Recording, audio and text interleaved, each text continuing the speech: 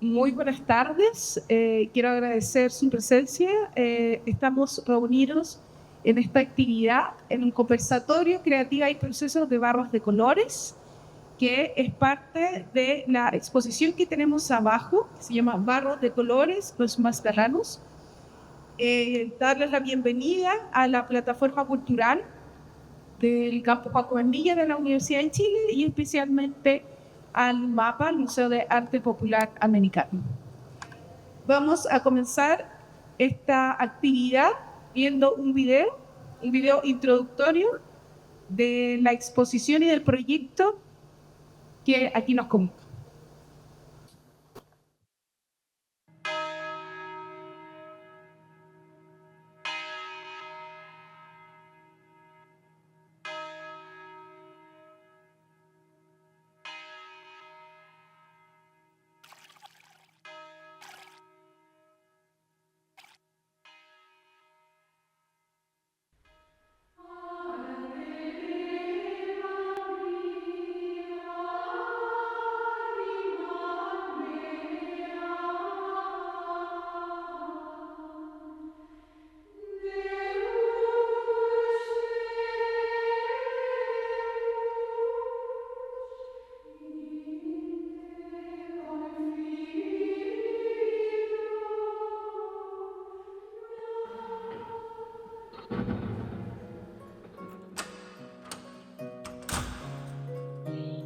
Hace unos 15 años atrás, comencé mi viaje por el mundo de la artesanía. Ha sido un camino lleno de recovecos, con alegrías y sinsabores. Pero al igual que mis manos modelan la greda, esta ha modelado a una locera con un punto de vista y una mirada que se expresan en mis trabajos.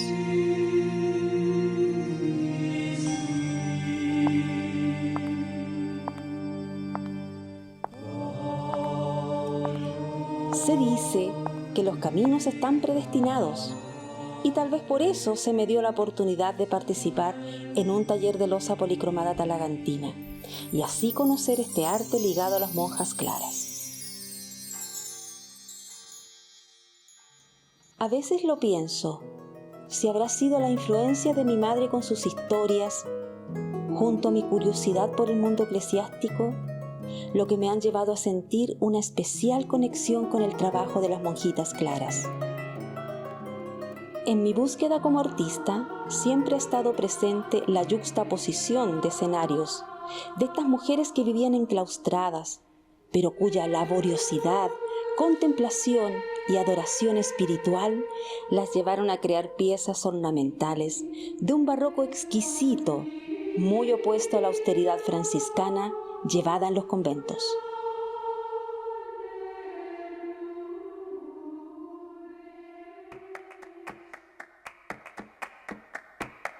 El año pasado se me permitió exponer mis obras en España, en donde literalmente hubo una apertura a otros mundos. Encontrarme con objetos reales, verlos, tocarlos y sentirlos fue impresionante.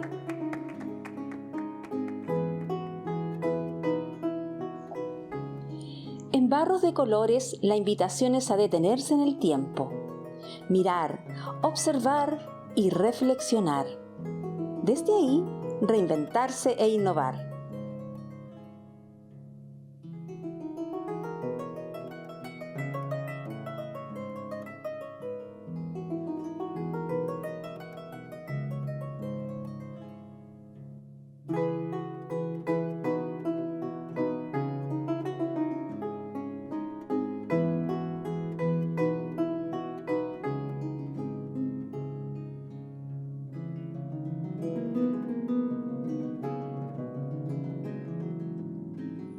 Soy Marta Contreras, artesana y locera.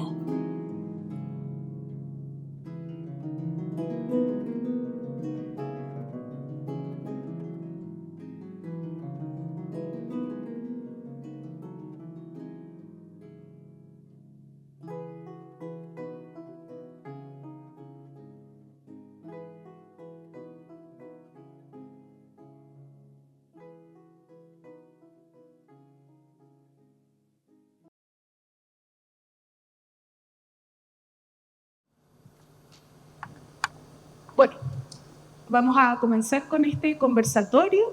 Primero va a comenzar Marta Contreras Zapata. Ella es ceramista y losera dedicada a la losa policromada talamantina, egresada de la Escuela Nacional de Artesanos. Su andar ha estado enfocado en la difusión del patrimonio artesanal desde la investigación junto a la creación y la enseñanza del oficio, además de propuestas audiovisuales como la que acabamos de ver, que son parte del camino que contribuyen a reconocer la identidad y el patrimonio. Gracias por venir. Sé que es bien difícil llegar acá, pero bueno, estamos, así que les agradezco muchísimo. Bueno, yo hice esta presentación pensando en todo lo que pasó a través de todo este tiempo. Vamos de colores más galanos, origen y nuevas rutas de la losa policromada junto a la orfebrería. Este es un proyecto fondal que es de creación de artesanía, convocatoria 2024. Este proyecto está financiado, como dije, con esta convocatoria 2024, por lo tanto todo este 2025 estamos trabajando en este proyecto. Esta es una exposición que fue contemplada solamente para este lugar durante este año. Bueno, como introducción, yo quería hacer una muy pequeña reseña sobre la historia de la losa policromada talamantina, que es mi oficio. Esta exposición yo la voy a centrar en mi trabajo. Manuel va después poner todo lo que es su participación y todos sus pensarios sobre su trabajo. Bueno, este es un arte popular de oficio exclusivo de mujeres instaurado originalmente por las monjas claras hasta nuestros días. Artesanía que surgió de una estética hispano-morisca que con la expertise alfarera de manos de mujeres indígenas formaron un mestizaje que se manifiesta en este siglo XXI con propuestas desde escenas costumbristas e imaginarios hasta la alfarería en miniaturas que llegó a asentarse a la provincia de Talagante y es parte de nuestro patrimonio e identidad. Hice una pequeña, digamos, como presentación sobre lo que es nuestro oficio. En este momento habemos aproximadamente 7 personas que estamos trabajando esta artesanía. Por lo tanto, nos sentimos un poco portadoras de este patrimonio tan olvidado. Bueno, en origen, que es lo que nos convoca, que tiene que ver con la exposición, en origen monjas claras o clarisas, llegando en 1604 a instalarse en los faldeos del Cerro de Santa Lucía, hasta 1905 aproximadamente, en donde estuvo este convento de las monjas claras y en lo que es hoy la Biblioteca Nacional en Santiago. Ellas trajeron la cerámica perfumada desde España, en donde la influencia morisca venía ya instaurada en su imaginario. Pensemos que España estuvo invadida por los árabes aproximadamente 700 años, por lo tanto era imposible no tener este imaginario. Eran piezas de pequeño formato, algunas decorativas y otras utilitarias como picheles, ollitas y malles. Por ser una congregación franciscana, su enfoque hacia las figuras de origen orgánico, las que estaban llenas de un simbolismo como sus decoraciones, además de nacimientos, los pesebres, piezas que eran muy populares en esas épocas. Hablemos que esas épocas yo me refiero hasta comienzos del siglo XX, ¿ya? Porque una vez después del siglo XX empezaron a trabajar solamente en electrocerámica, y monjas no trabajaban en esto.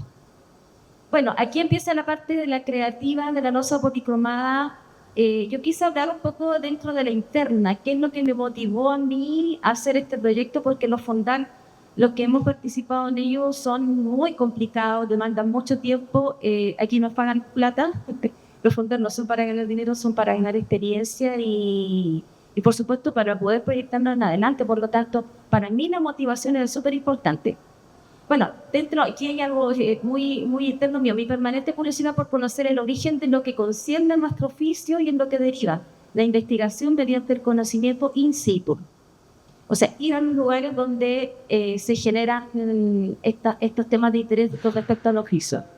Estas primeras ideas surgen por una visita que yo hice a Madrid en el año 2022 al Museo de América a las bodegas, en donde se pudo ver, tocar y registrar la colección de piezas de las monjas clarisas que tienen a su resguardo este museo Y esto lo hicimos junto al equipo del proyecto que exhibimos ayer, que es la historia nuestra, 50 años del golpe, exhibida en el Museo Nacional de Antropología de Madrid. Este equipo era liderado por Orlando Báez, curador y creador de la muestra. A él lo menciono porque él también es parte de este equipo. Él después se va a dedicar a hacer lo que es el catálogo. Y bueno, ahí quiero mostrar, puse esa foto para que me crean. No, más que nada, no para que no haya estado ahí, sino que para que vean el tema de que las piezas las tocado, tuvieron la generosidad de abrir la bodega y de mostrarnos toda la colección que tenían. Esta colección, no sé, no siguen, o sea, no siguen.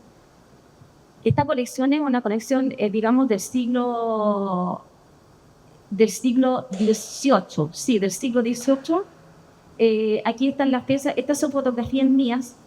Yo, como soy curiosa y muy curiosa, me metí a la bodega y estas piezas estaban dentro de unos, como si se fijan ahí, estaban como en unos closets, pero así, pintados de blanco. Porque por lo general las colecciones de los museos se guardan en cajas, no sé, en estantes. Estos no, estaban especialmente en un closet y estaban como muy deteriorados. Me imagino yo que por la delicadeza se fijan, hay algunas piezas que tienen unas manitos. Y bueno, puse estas 3 piezas porque son las que más me impactaron a mí. Yo pude tocar las piezas, pude tomarme el peso, eran livianísimas. Estaban muy, muy bien conservadas. La pintura también, excepto algunas piezas que seguramente por la delicadeza de su confección no se mantuvieron de muy buen estado. Devolvamos un poquitito de siglo. Bueno, aquí yo hice como una especie de introducción para que ustedes vean en qué me basé yo.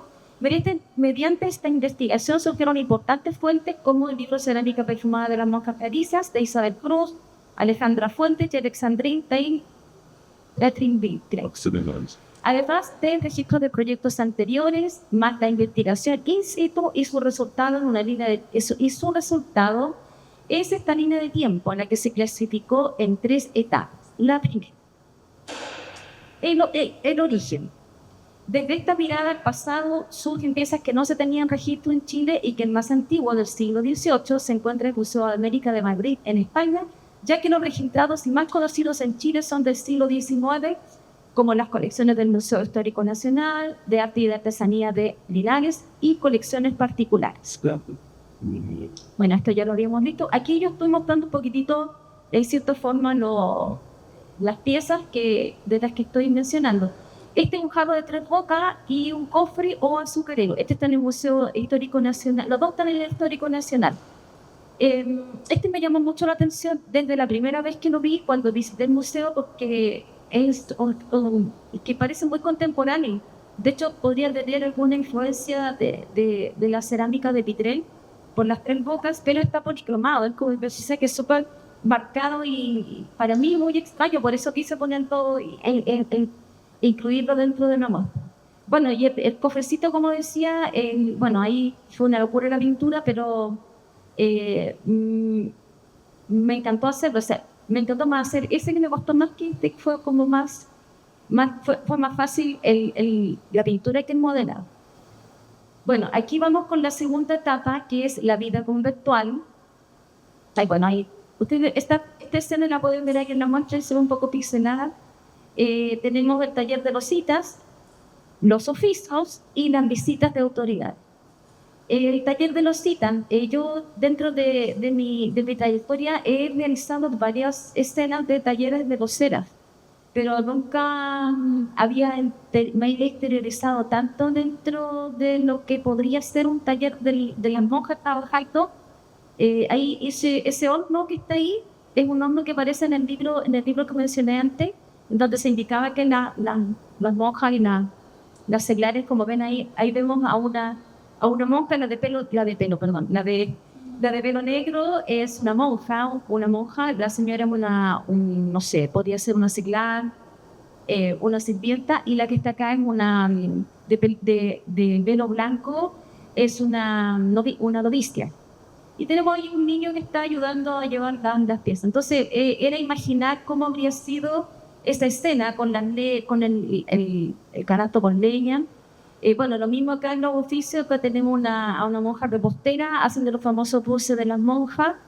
Y bueno, acá también esta escena en que me contó harto así como imaginarla, pero logré dar con el, creo que logré dar con el punto de hacer una persona.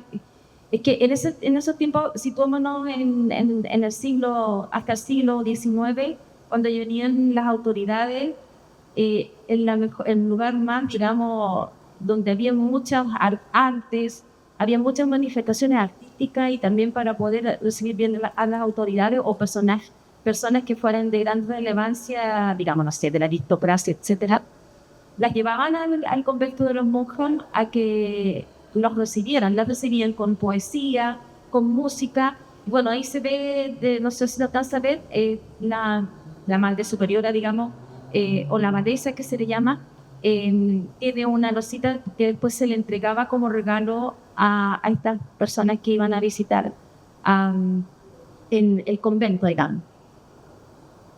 Bueno, la tercera etapa, aquí es donde estamos con Manu. La tercera etapa, innovación y creativa. Esta propuesta de crear piezas portables con inspiración en las lositas de las moscas, las poses entre comillas, porque digamos que hasta mitad del siglo XX se les llamaba losita de las moscas, eran muy famosas. Y bueno, yo aquí voy a hacer la presentación. Junto a Manuel Martínez fabricó vasta experiencia en filigrana en plata. Se crearon piezas de cerámica policromada que, unidas a la técnica de la filigrana contemporánea, crean un lenguaje especial e innovador en joyas de tipo escultórico para líneas creativas a futuro. Bueno, aquí, ¿por qué convoqué a Manuel? Porque, bueno, nos conocemos desde hace bastante tiempo, hemos trabajado juntos, hemos hecho algunos intentos con respecto a algunas fusiones con piezas de joyas y plata, que es la expertise que tiene. Bueno, yo quise convocarlo a él porque queríamos como, no sé, siempre estuvo esa inquietud de mi parte de poder, en cierta forma, contemporaneizar mi propuesta. Pero, no sé, estos son dos constantes desafíos que se van planteando y disfruté mucho haciendo las piezas chiquititas. Bueno, obviamente mi aporte son los contenedores, digamos, esas piezas que están allá, Manuel después va a hablar más en detalle. Yo estoy hablando de lo que es mi sentir. Aquí tenemos el collar Sara, que lo hicimos hace mucho tiempo, y aquí Manuel lo replanteó con respecto se llama Sara por Sara Gutiérrez. De hecho, esa estética, Sara la tiene en algunas piezas que están acá en el museo, en el mapa. Tenemos prendedor y anillo de flores y collar de brinquillos. Me gusta mucho el nombre de brinquillos, son como que suenan. No quiero meterme más en ese tema, porque más no lo voy a hablar. Aquí yo tengo los procesos.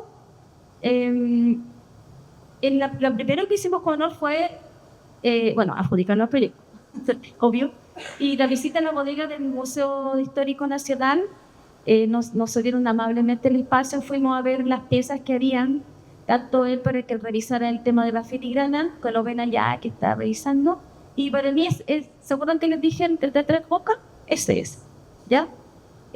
Bueno, aquí tenemos, esto es parte de los procesos de investigación, ahí tenemos los bocetos de las escenas. Y bueno, aquí están mis procesos. Mis procesos son totalmente introspectivos, se fijan, mi taller es un desorden total, yo nomás lo entiendo, así que trato de ordenar solamente mi mente para la pieza. En estas piezas que están acá, digamos, esta de aquí, que es en el centro de mesa, y el botijo corazón, son las piezas más complicadas que he hecho de todo lo que he hecho. Porque estas dos piezas son las primeras que hice del proyecto. Estuvieron todo el verano, o sea, digamos, mediados de diciembre, las dejé descansar mucho tiempo, técnicamente hacer placas, no sé si he trabajado cerámica, se darán cuenta que las placas de arcilla son muy complicadas mantenerlas. Creo que lo logré, estoy muy contenta con el resultado. No no hice el ensamble, no lo hice perfecto como hubiese querido hacerlo, pero la placa que ahí aparece en crudo, secándose, acá está quemada y quedó perfecta. Quedó perfecta porque yo la quemé a fuego. Tenía mucho miedo que explotara porque pudiera haber tenido un aire, no sé qué. Pero en resumen, me gustó mucho el resultado. Allá está pintada y ustedes la pueden ver acá en la muestra. Bueno, siempre trabajo con los libros. Ahí aparece el libro que les mencioné, con el libro en la mano, con un montón de fotografías, en donde voy viendo cada detalle de las piezas. En el video que se mostró delante, que aquí está el director del video, por si acaso, Santiago. Eh, eh, se hizo un, ¿cómo se dice? Un acercamiento al detalle de las piezas. Y bueno, para mí fue algo muy... Yo como que me tiré a la piscina de la creatividad, no tanto para crear las piezas, sino que para poder hacer una interpretación fidedigna y poder estéticamente hacerlas parecidas a las que hicieron las monjas. El azucarero que está allá, ese azucarero ahí está terminado. Y bueno, y ahí hay una escena de las monjas que yo acá tengo que confesar que en la escena de las monjas pedí ayuda de pintura. Mi hija me ayudó a pintar, la estoy adiestrando, así que es una muy buena alumna. Ella me hizo unas partes, digamos, partes muy generales y yo hice todo lo que es el resto del detalle. Y acá están los brinquillos, que también me fascinó hacerlo, pasando de una pieza de formato grande a estos formatos mini, es fascinante trabajar en la miniatura, a pesar de que uno queda con la vista muy cansada, pero fue muy bonito. Bueno, y aquí el último proceso, tenemos el diseño de museografía.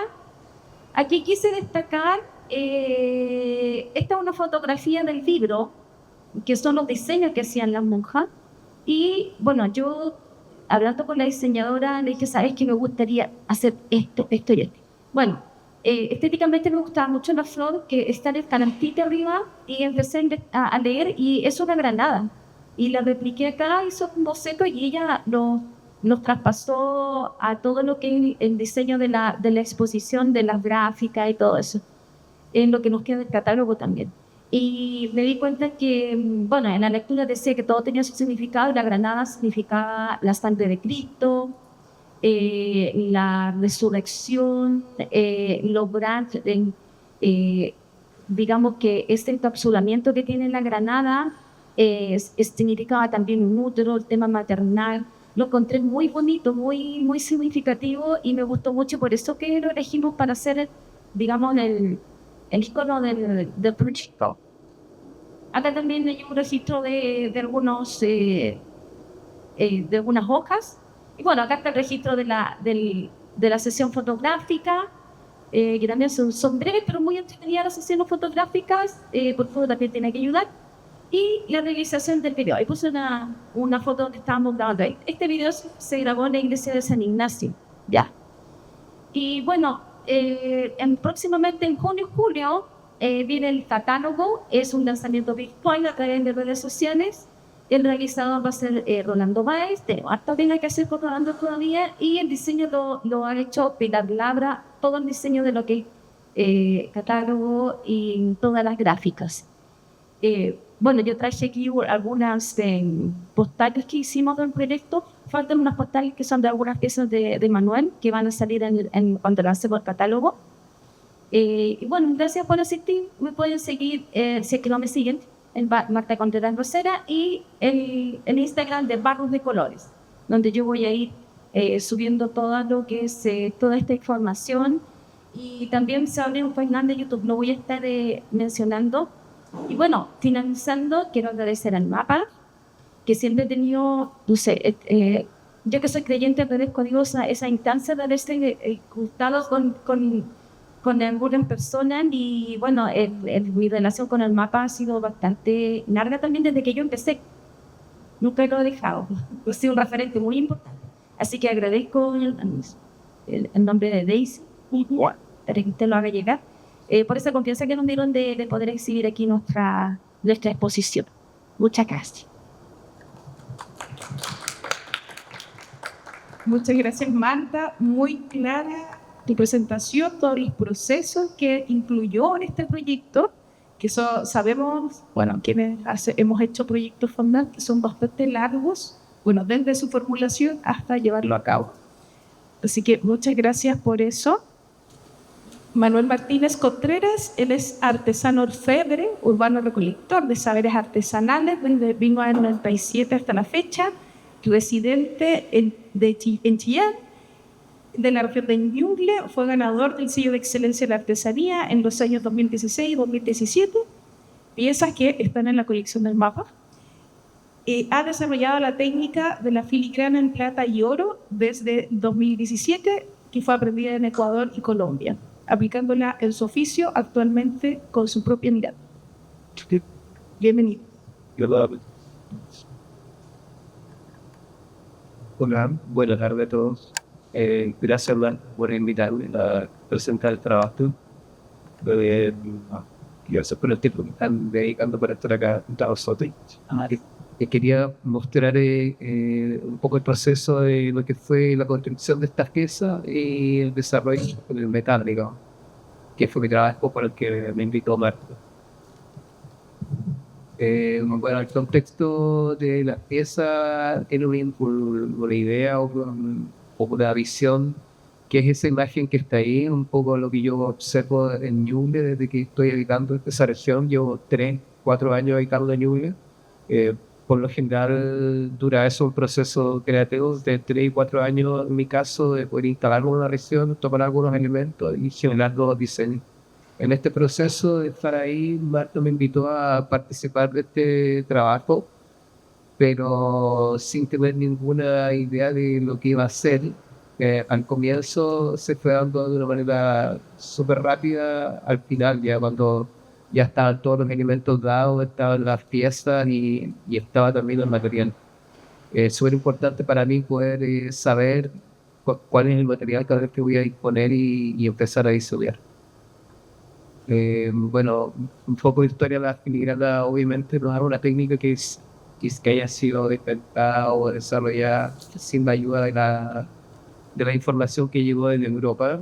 Pero hay 3 lugares importantes para mí que es donde yo tomo la técnica, que es Colombia, Venezuela y Ecuador. Son de esos 3 países que yo voy a visitar directamente y donde puedo recoger técnicamente el conocimiento a través de algunos maestros que me topé y que estoy conociendo en el recorrido.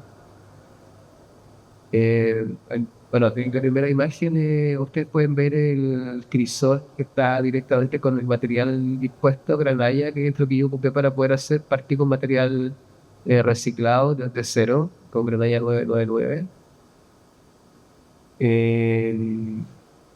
Y luego de eso, obviamente, viene un proceso que es un poco lento. Más bien es como ir desarrollando cada alambre para cada pieza que después se ha terminado ejecutando en cada trabajo. Y después estos técnicos del metal, digamos, yo no sé si alguno de los que está presente conoce como el desarrollo de la orfebrería bien repetitiva, pero hay algunos que son básicos y que están en todos los procesos, y uno de estos es la fundición. Para poder hacer este proyecto yo tuve que, antes que todo, definir cuáles iban a ser los bloques de metal para poder fundir y hacer el proceso, digamos. Y ahí está escrito que hay 2 tipos de metales que son los que yo uso, que en la plata es 999, que es el estado más puro, y la otra que es 950 para dar contención de algunos elementos. En ese proceso de fundición, después de una vez que yo tengo la barra, viene otro proceso que es poder estirar este metal y transformarlo en estas cintas. Estas son las cintas que después terminan transformándose en todos los tejidos de la filigrana. Esa es una cinta, es una de todas las que yo preparé. Debo haber preparado 25 tipos en distintos tamaños para poder alcanzar todos los volúmenes que están en las piezas. Hizo el acercamiento de la misma cinta para que ustedes puedan ver el zigzag. Yo no sé si ya pudieron revisar las piezas abajo expuestas. Hay algunas que están en miniatura y otras que tienen un tamaño bastante ampliado. Yo creo que desde ahí, desde la invitación a la innovación, yo me atreví a tomar ciertas libertades con el tema de la filigrana, porque habitualmente se está trabajando en un formato muy pequeño, muy fino, muy delicado. Por algo se llama así filigrana, que significa hilo y grano. Pero yo lo amplié un poco y empecé a jugar como si fuera teniendo imágenes con swap. En ese elemento que tengo en mi mano, que es parte de la pieza central de la muestra, y para poder llegar a esos volúmenes, a esos tamaños, la verdad es que solamente decidí empezar a probar nuevas formas y nuevos elementos, porque habitualmente lo que yo trabajo son formatos muy pequeños, máximo 3 centímetros de diámetro, y ese está más o menos el tamaño de mi mano. Esos son unas espirales que están arriba en esa diapositiva en la esquina, deben medir 2 centímetros. Entonces, eso es el habitual tamaño que yo genero con las piezas que hago, pero esas otras, esos volúmenes que están abajo de las piezas, la verdad que fue un atrevimiento mío, como les explicaba, cómo hacer un zoom a la filigrana en más que minutos.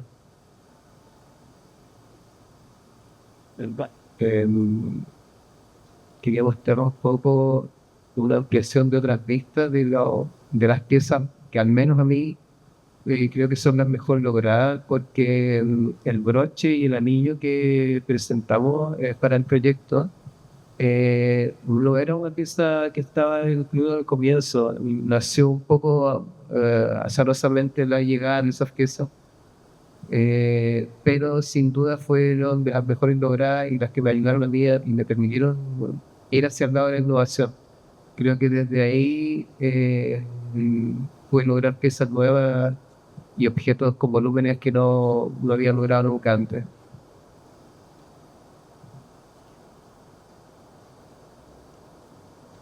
Bueno, eso es lo que yo tengo para mostrar desde lo técnico, mi proceso. Me pueden seguir ahí en esa página, que es de donde estoy mostrando hoy en Ñuble.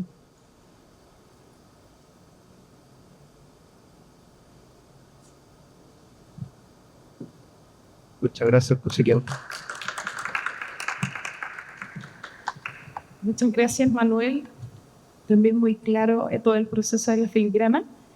Ahora quisiéramos abrir el micrófono para ver si tienen algunas preguntas o algún comentario en torno a lo que se acaba de exponer. Porque yo tengo algo. ¿No? Bueno, para que la piensen mientras. Yo quisiera preguntarle a Marta, ¿por qué en algún momento lo comentaste, dijiste que este proyecto buscaba contemporaneizar la cerámica policromada a través de la orfebrería? Entonces mi pregunta es, ¿por qué contemporaneizarla con orfebrería específicamente? Porque podríamos pensar que quizá se pueden utilizar también otras técnicas, pero ¿por qué específicamente la orfebrería? Buena pregunta. Mira, nosotros con Manuel intentamos hace unos años atrás contemporaneizar la rosa policromada. ¿Te acuerdas? Nos tiraron el sello y nos dijeron, no, ahí no está la rosa policromada. Hicimos así una pieza con 2 colores. Entonces nos dijeron, no, eso no es rosa policromada. Entonces yo decía, yo quiero mostrar nuestros lenguajes, pero me di cuenta que no iba por ahí también, porque a mí me gustaba el tema del detalle, me gusta el detalle. Entonces, el hablar de contemporaneizarla es ponerla en un soporte distinto, que ese soporte sea contemporáneo, ¿te fijas? Es como recibir el pasado, una cosa así. Sí. Y yo creo que las piezas, yo a Manuel le había propuesto una cosa, pero él en el camino trabajó con otra propuesta de él, que es súper buena, a mí me gustó. Ahora, Yo no sé si contemporaneizar algo barroco en lo que se tiene que hacer. Yo creo que no. Yo creo que no. Yo creo que es como decir, yo soy como soy y yo sé, puedo convivir con otras ideas, porque bueno, somos súper distintos. Él tiene una mirada como muy lineal, yo como llena de barroco, ni cositas y cositas, doradas ni cosas.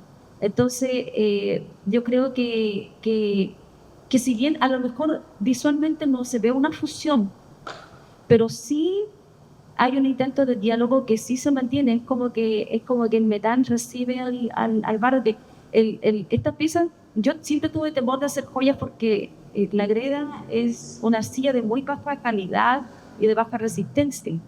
Bueno, no mencioné que para esta pieza yo hice una mezcla especial de greda, que la greda que compró un padre con unas gredas que hay de mayor consistencia, unas gredas blancas, que creo que por ahí podía ser el camino de las joyas. Por eso te digo, o sea, no es que yo me contemporaneéis ay, me cuesta decir la palabra, pero se entiende, sino que juntarme con lo más simple, con lo minimalista, no tiene por qué ser raro. También entiendo. Bueno, ¿y te gustó el resultado entonces? Sí, me gustó. Mira, al comienzo no me gustó. No es que no me gustó. Lo encontré raro, lo encontré extraño. Pero también tiene esa belleza. Esa belleza de que la plata es tan simple, tiene un brillo, algo plateado blanco, que recibe a la policromía, que es como que es, no sé, una masa de colores y quiere decir mucho. Mientras que lo minimalista que tiene Manuel es algo simple, pero que también dice algo. Muchas gracias, Marta. Entonces, siguiendo por lo mismo, como Manuel, ¿cuál fue el desafío? ¿Tú habías hecho algún trabajo previo antes con mezclar otro tipo de materialidades con la plata, que no sea lo clásico que conocemos finalmente, sino haber probado con otra materialidad como la greda, o qué significó, qué desafío significó eso? Yo he probado muchos intentos de poder juntar elementos, sobre todo metales con otros, y escuché durante muchos años la palabra fusionar. Y en algún momento, en una conversación con un ceramista, no me acuerdo ya su nombre, él me dice: yo quiero fusionar metal con cerámica. Y yo le decía: eso es imposible. Lo que tú puedes hacer es juntar dos elementos, metal con cerámica, pero fusionar es imposible. Y cuando Marta en algún momento me llega con la idea, podríamos fusionar, me acordé de esa conversación y de inmediato comencé a probar o a tirar líneas de cómo podíamos unir estos dos elementos. Porque yo igual le había propuesto que hiciéramos algo, que hiciéramos joyas en algún momento. Y lo mismo, en la pasada de la muestra de la Católica, creo que es donde aparecen más ideas y cosas así, para juntar, porque tú estás viendo a otros artesanos con sus productos, ¿no? Entonces, y los primeros intentos que hicimos fueron, creo, un broche, que como decía Marta, tenía solo dos colores y a mí me parecía fantástico como pieza para ser presentada en lo que fuese, digamos, la exposición o a lo que fue que era un sello. Pero claro, el jurado eh, comentó que en esa pieza no se notaba o no se veía el tema de las rosas policromadas, no apenas monocromadas, que quedan solo dos colores, y yo además le quité todo el elemento que más llama la atención del metal, por el brillo, le cambié el color, lo dejé en segundo plano, porque la forma que siempre quisimos es destacar el trabajo de la maestra Marta. Después hicimos el collar Sara, que tenía otra forma, nada que ver con la que yo presenté ahora, precisamente porque lo que quise era escaparme de la idea inicial y hacer algo totalmente contrario hacia los otros. Cuando fui a ver las piezas del museo también tenían otro contexto visual. Estaban desarrolladas de otra manera y con otra materialidad, que en el fondo la materialidad de trabajar con plata 999 no te lo permite. Hay un tema técnico que cuando tú trabajas con el metal en estado puro, en el fondo más bien se transforma en una plasticina metálica, que tú puedes apretar una pieza, la puedes construir y se deforma, pierde todo el trabajo que ya realizado. Entonces no era técnicamente posible realizarlo, y por eso también fui derivando a las piezas en cómo terminaron, los diseños que terminaron. También nace desde una necesidad técnica y cómo llevar a esto a que puedan ser piezas realmente portables, no solo están pensadas para que estén expuestas, sino que también pueden ser llevadas. Creo que desde ahí un poco acá desde el diseño de las piezas con la losa politromada, que como dice Marta también en algún momento de su discurso, las piezas de cerámica están sobre un soporte que más bien parece contener o llevar la cerámica. No tienen un primer lugar como son las otras piezas de la exposición. Como que perdieran un lugar principal, pero se acompañan de otro trabajo que es el del metal, pero en ningún caso el metal pasa por sobre la cerámica, porque siempre queda en primer lugar el trabajo de la cerámica. Sí. Muchas gracias, se entiende. Pero solo me queda la duda si es que, viendo los resultados, ¿ustedes opinan que se logró la fusión o finalmente, claro, se ve este trabajo como que la orfebrería lleva finalmente a la cerámica o ya lo visualizan como una fusión? Yo creo que en este minuto las piezas están conteniendo un soporte contiene el otro, pero yo creo que nosotros vamos a seguir explorando todo esto. En mi caso, es primera vez que me salgo de la filigrana tan tradicional. En esta oportunidad me di toda la libertad de poder experimentar con el material, ver hasta donde yo lo puedo llevar. Eso es lo primero. Después que viene el proceso creativo, que eso es otra parte. Yo creo que está bien logrado desde lo técnico y el diseño, como te digo, me gusta primero que todo resaltar el trabajo de la cerámica conteniendo el metal de base. Y también volviendo al color. Para mí era importante, Marta me exigió que el metal tuviera el color plata. Y eso fue técnicamente súper complejo en un comienzo porque la filigrana conlleva mucho detalle de fibra de medio. Entonces, hacer que todo el elemento, toda la pieza que de un solo tono y de un solo color, además blanco, fue técnicamente complejo. Y Sí, de hecho, bueno, los procesos creativos son largos y pueden llevar muchos años, ¿cierto? Y se nota que viene eso que hablas del color, porque la plata o el brillo de la plata hace que más brillen los colores también. Entonces eso se ve aún más barroco, como lo que le gusta a Marta, que decía. Entonces, ¿alguien más tiene alguna pregunta que quisiera hacer? ¿Algún comentario?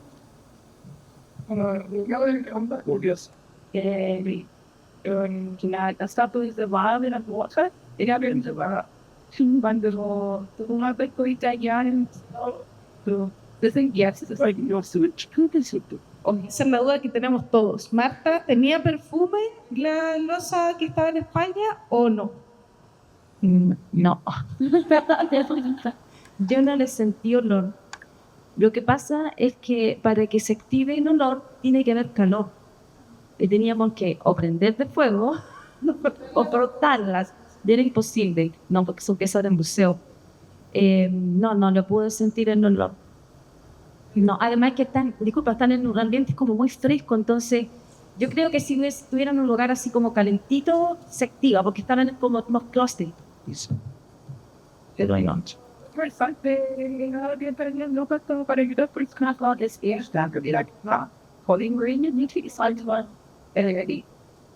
¿Qué cosa? No te escuché lo primero.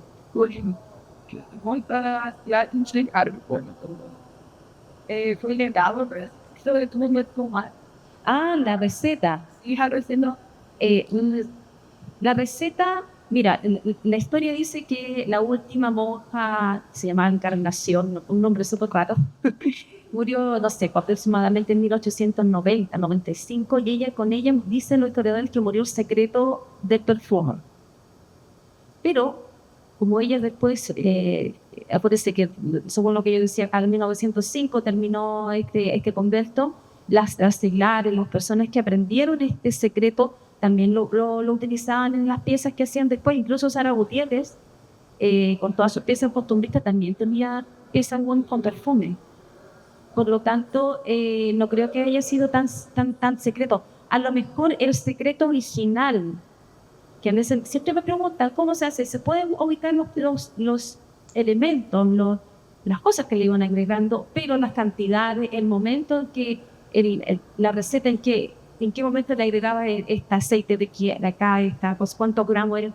Ese es digamos, ese es el secreto. ¿Te fijas? Entonces,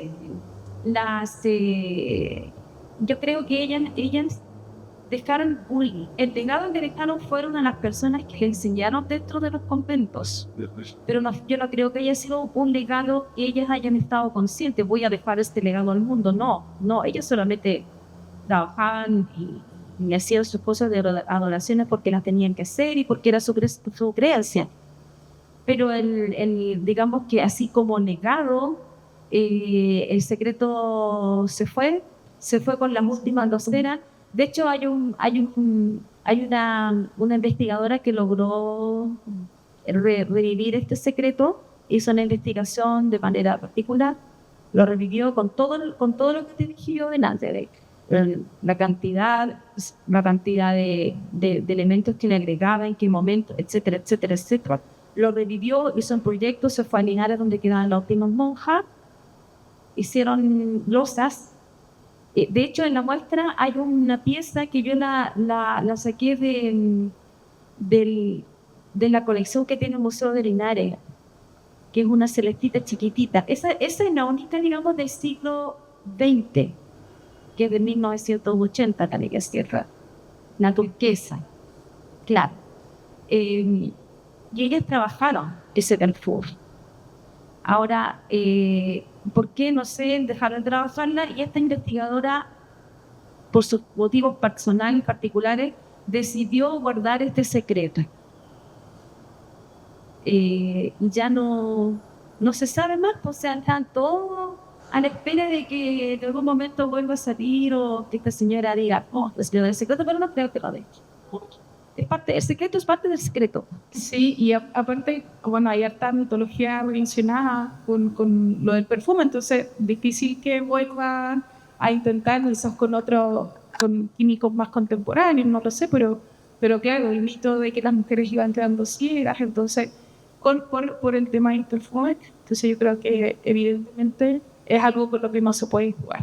Sí, sí, por eso es secreto. Por eso digo, por eso es secreto. Sí, y entonces sobre lo mismo, de una pregunta en torno a, tú viste las piezas en España, ¿y qué pasa con esta tradición en España? ¿Se siguen haciendo losas policromadas o quedó solo acá en las tierras colonizadas, digamos? Acá en Chile se sigue haciendo, pero ¿y en España qué pasó? ¿Qué pasa? Actualmente lo desconozco, pero históricamente se sabe que en México también existían estas losas. En México y en Chile se asentaron, pero sí en España se realizan. Mira, yo cuando viajé allá andaba buscando un convenio para poder consultar, más fácil me fue buscar en internet. Sí existen actualmente, pero desconozco en qué lugar. Pero no sé qué estética tendrán, pero sí, porque siempre las monjas, las de claustro sobre todo, trabajan de manera interna en montones de cosas. De hecho, los postres, las dulces, todas esas cosas ya son famosísimos. Yo por ver unos mazapanes, pero de otro mundo, que no tenía mucho que ver con los de acá. Entonces, yo sé que hay, pero desconozco en qué lugar. Eso es un buen motivo quizás para volver a seguir investigando, ¿no? Para volver.